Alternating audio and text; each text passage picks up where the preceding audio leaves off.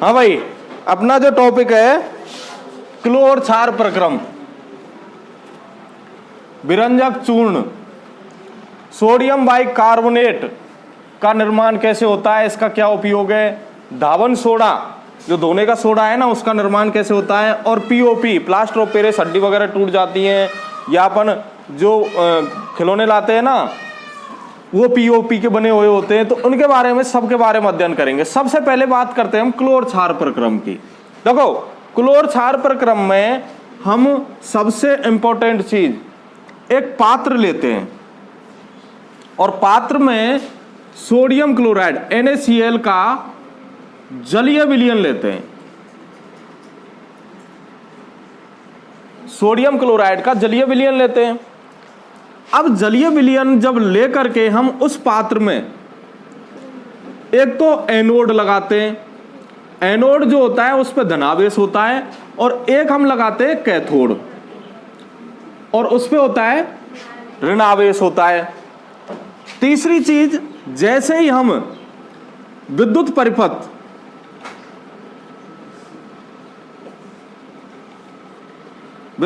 में विद्युत धारा प्रवाहित करें,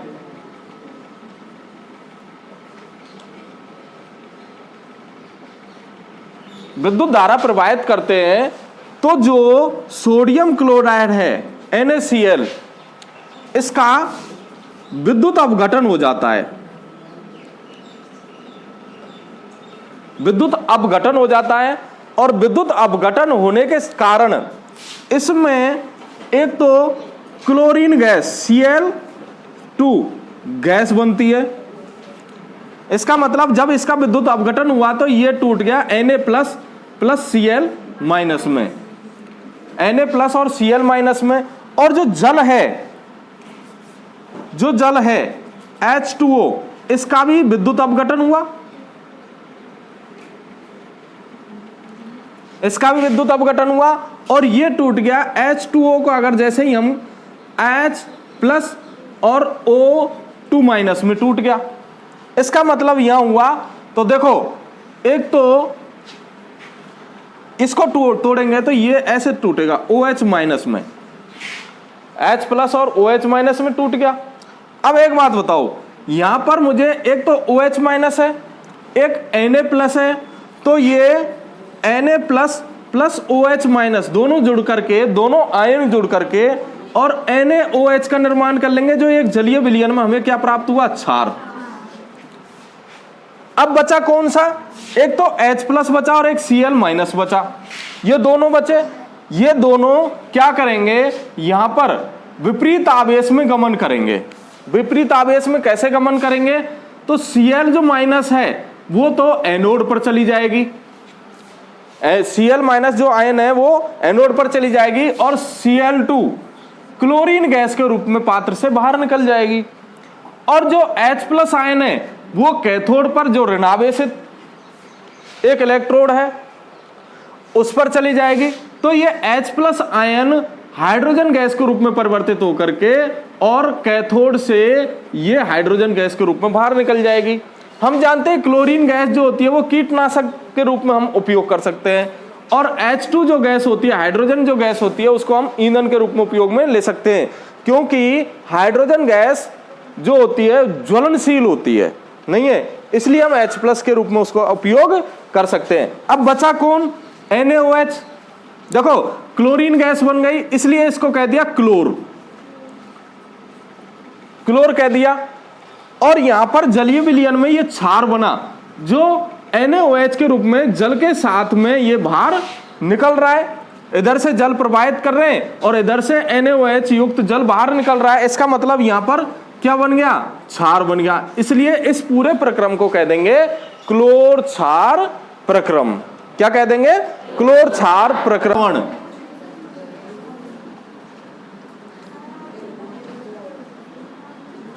दुर्बल नहीं, अम्लीय लवण बोलो, अम्लीय लवण, क्षारीय लवण कैसे बनते हैं, और एक होता है उदासीन लवण। देखो नमक जो होता है NaCl जो होता है ये उदासीन लवण है। क्यों, तीन कंडीशन होती है बेटा। पहली कंडीशन क्या हो सकती है? पहली कंडीशन ये होती है, अगर मेरे पास में प्रबल अम्ल है और प्रबल ही क्षार है, प्रबल अम्ल और प्रबल ही क्षार है, दोनों प्रबल हैं। इस कंडीशन में जब अम्ल और क्षार दोनों प्रबल होते हैं तो जो उदासीनीकरण अभिक्रिया के दौरान जो लवण और जो जल बनते हैं, जो लवण बनता है वो उदासीन लवण होता है, क्योंकि प्रबल क्षार प्रबल अम्ल की प्रबलता को कम कर देता है और वो उदासीन कर देता है। प्रबल अम्ल में जैसे सपोज करते हैं ये है HCl और ये है NaOH, ये आपस में जब क्रिया करते हैं तो ये अम्ल है, ये क्षार है और ये बनेगा NaCl प्लस H2O। तो जो ये लवण होगा वो उदासीन प्रकृति का होगा, उदासीन प्रकृति का होगा। कौन सी प्रकृति का होगा? उदासीन प्रकृति का होगा। अब इसके बाद में बात करते हैं तीसरी कंडीशन। अगर मेरे पास प्रबल अम्ल है और दुर्बल क्षार है, प्रबल अम्ल और दुर्बल क्षार, इन दोनों कंडीशनों में जो प्रबल होगा उसी प्रकृति का हमें लवण प्राप्त होगा। तो इस कंडीशन में जो लवण बनेगा वो बनेगा अम्लीय लवण, अम्लीय लवण बनेगा। और तीसरी कंडीशन, अगर मेरे पास मान लेते हैं कि दुर्बल अम्ल है और प्रबल क्षार है,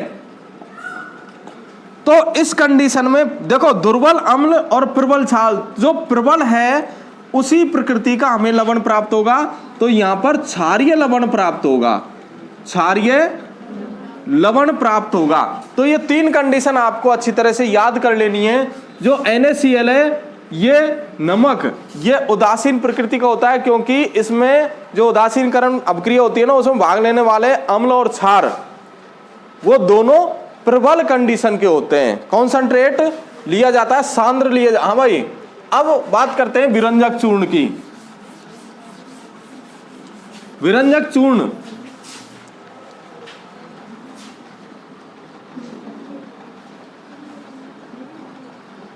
विरंजक चूर्ण को बनाने में, विरंजक चूर्ण को बनाने में कैल्शियम हाइड्रोक्साइड,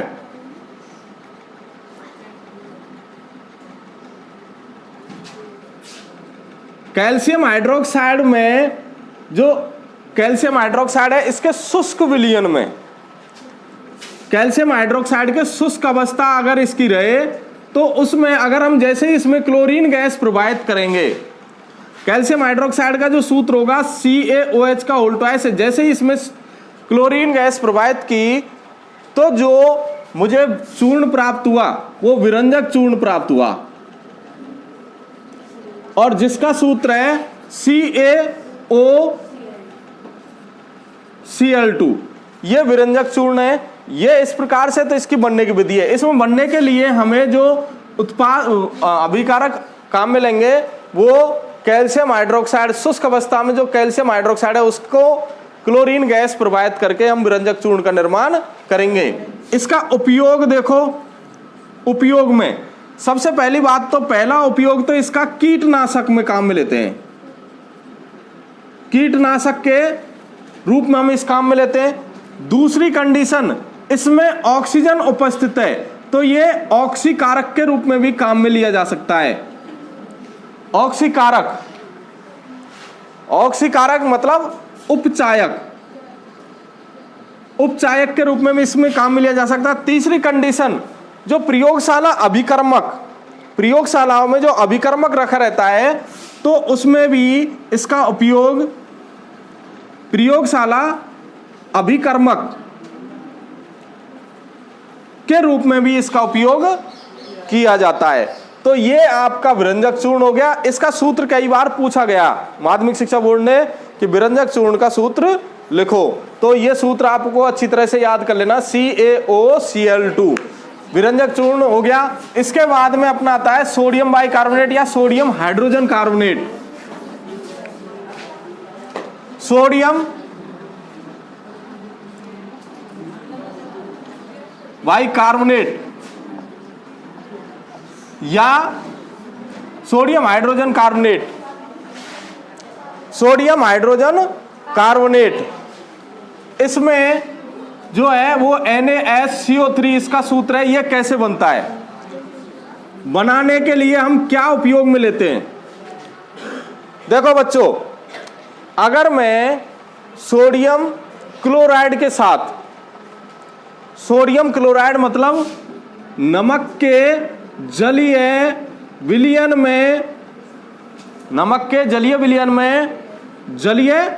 में CO2 और अमोनिया गैस प्रवाहित करूं, NH3, ये गैस प्रवाहित करूं तो यहां पर NH4Cl प्लस NaSCO3 में प्राप्त होगा।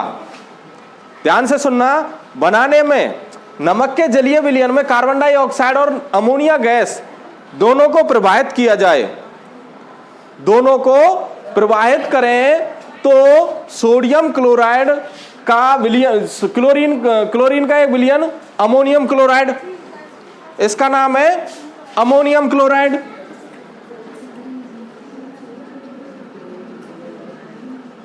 अमोनियम क्लोराइड, और ये है सोडियम हाइड्रोजन कार्बोनेट।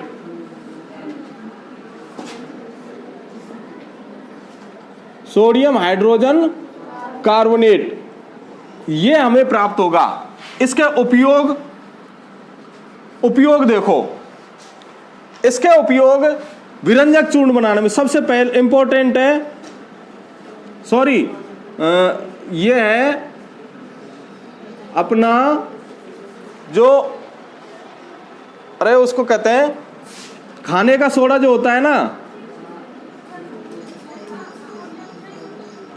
खाने का सोडा बनाने में देखो सोडियम हाइड्रोजन कार्बोनेट में अगर किसी भी मृदुल अम्ल का उपयोग करके उनमें मिला दिया जाए, अगर इसमें NaSCO3 में कोई भी मृदुल अम्ल जैसे टार्ट्रिक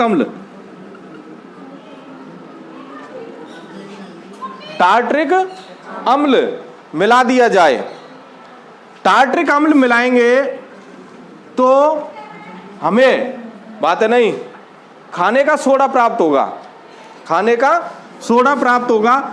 और एक बात बताओ, अगर मैं इसको और इसको और ज्यादा गर्म करूं, NaCO3 को अगर मैं ज्यादा और गर्म करूं तो देखो Na2CO3 प्राप्त होगा मुझे। सोडियम कार्बोनेट एक यौगिक प्राप्त होता है, सोडियम कार्बोनेट। तो जैसे ही मैंने NaHCO3 में H+ मतलब अम्ल के H+ आयन को प्रवाहित करूंगा तो जो हमें प्राप्त होगा वो खाने का सोडा बनेगा नहीं है। और वो खाने का जो सोडा होता है उसका उपयोग हम भोजन पकाते हैं ना, तो भोजन को जल्दी पकाने के लिए उपयोग में लेते हैं। पकौड़े वगैरह बनाते हैं तब भी उसमें डालते हैं, दाल बनाते हैं तब भी डालते हैं नहीं है, बाटी वगैरह बनाते हैं तब भी उसमें डालते हैं। खाने का सोडा जो डालते हैं ना, बेकिंग सोडा बोलते हैं, बेकिंग पाउडर, बेकिंग पाउडर बोलते हैं उसको, तो उसका उपयोग इसमें करते हैं। अगला अपना जो होगा वो है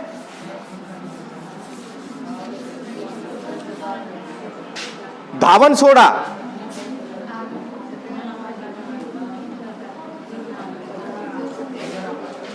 हाँ जी, धावन सोडा, धावन सोडे को यह सूत्र है Na2CO3.10H2O। आपको मैं बता दूं यहां पर 10H2O क्यों लगा, क्योंकि ये सोडियम कार्बोनेट का क्रिस्टलीय रूप है। धावन सोडा जो होता है वो सोडियम कार्बोनेट का क्रिस्टलीय रूप है। धावन सोडा सोडियम कार्बोनेट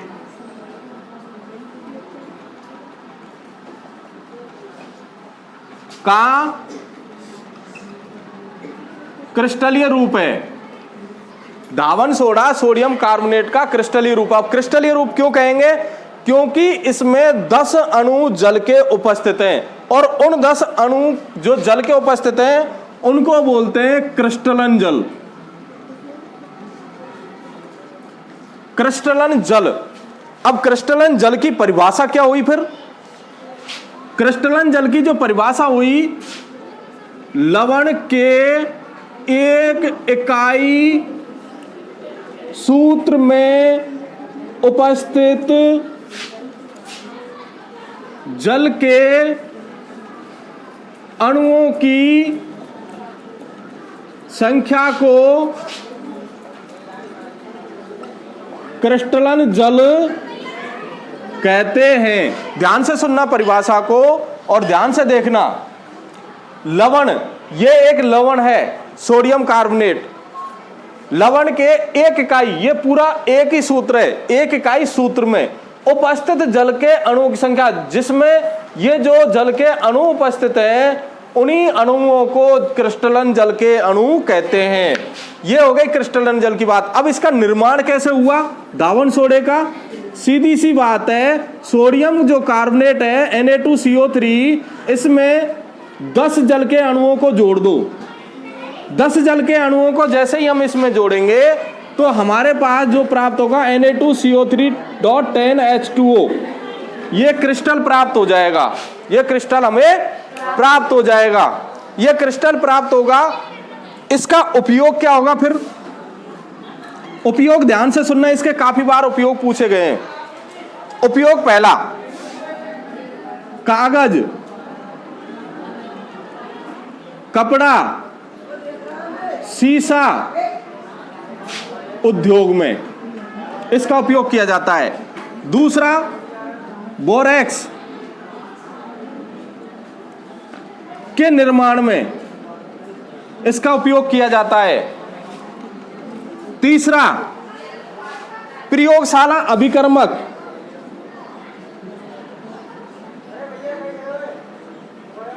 के रूप में इसका उपयोग किया जाता है। चौथा, कपड़े साफ करने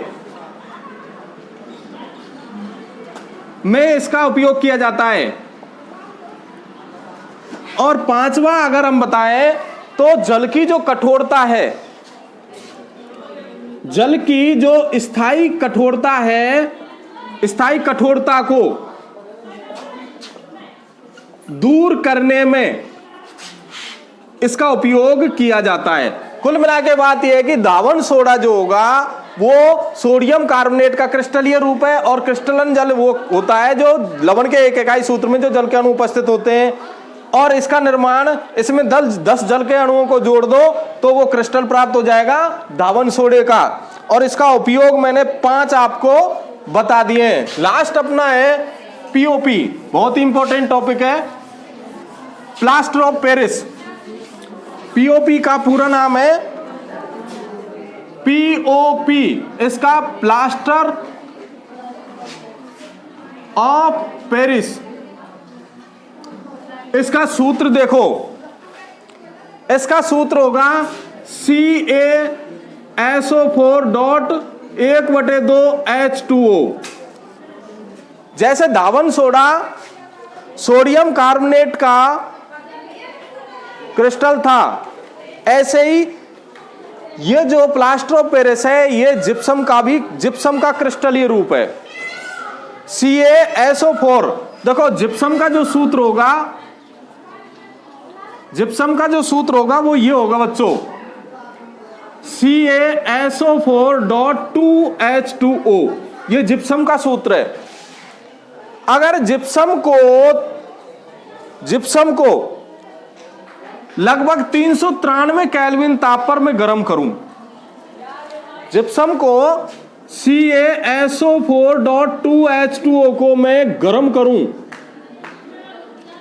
इतने केल्विन ताप पर, जैसे ही मैं गर्म करूंगा तो इसमें से H2O जो 2H2O जो क्रिस्टलन जल के अणु हैं, इसमें से 1.5 H2O बाहर निकल जाएंगे।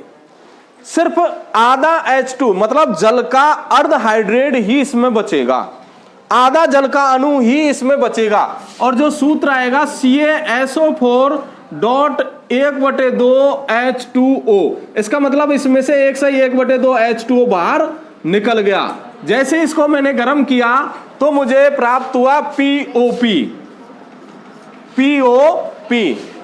देखो काफी बार अब आपके अभ्यास प्रश्नों में भी एक क्वेश्चन है कि POP को शुष्क रोधी बर्तनों में ही रखा जाता है, शुष्क बर्तनों में ही रखा जाता है, आर्द्र रोधी बर्तनों में रखा जाता है। शुष्क बर्तनों में क्यों रखा जाता है? POP को शुष्क बर्तनों में इसलिए रखा जाता है क्योंकि शुष्क जो बर्तन होते हैं ना, उनमें कोई आर्द्रता नहीं होती, उनमें कोई जल के अणु उपस्थित नहीं होते। अगर उनमें जल के अणु उपस्थित होंगे तो ये जो होगा ना CaSO4.1/2H2O, ये जो POP होगा ना, ये उस H2O से क्या कर लेगा, क्रिया कर लेगा और पुनः किस्म बदल जाएगा, जिप्सम में बदल जाएगा, CaSO4.2H2O में बदल जाएगा, जिप्सम में बदल जाएगा। इसका मतलब ये हुआ कि जब ये जिप्सम में बदल जाएगा तो POP नहीं रहा, इसलिए इसको शुष्क बर्तनों में रखा जाता है। अब इसके उपयोग देखो, उपयोग आप जानते हो, जब हड्डी टूट जाती है ना तो प्लास्टर ऑफ पेरिस से उस हड्डी टूटे हुए